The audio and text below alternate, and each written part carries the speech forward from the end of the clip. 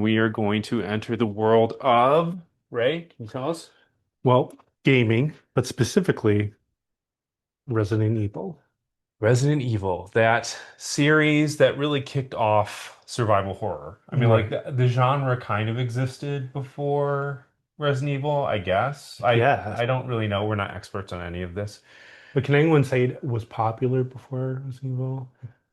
I mean, Was it horror game? Were horror games popular? well, so Ray and I did in researching for this episode, we did watch some like YouTube videos. This is I wanted to shout him out. Maybe I'll put him like if we do a description in our YouTube video, maybe I'll throw him in there and links to his videos. But like we watched this dude who basically like ran through all the games and like the Yeah. story behind the games.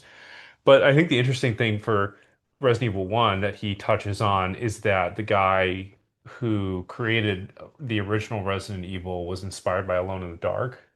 Yeah, by the fixed cameras, especially Yeah. because I think they were like considering doing like first person shooter, He said had he not played Alone in the Dark, it would have been a first-person and it would shooter. have been a totally different game. I Right. mean, the fixed camera changing almost like the how like when you enter, depending on what room you enter, the changing of perspective of the camera, but always being fixed, um, kind of makes the game. It's like an iconic part of the game. Yeah, and it also kind of put the game ahead of its time in the sense that like they could pre-render the backgrounds. Yeah, Not that I guess you I again, we're not coders and I don't know nothing about making a video game, but I feel like the Resident Evil games always looked better than like their contemporary games. Like yeah, the gra even with the GameCube, with the re-release of one, like that game looked like it could have been made 5 years ago. yeah. No, it's still I think it still holds up today. Like, and that is because the backgrounds are like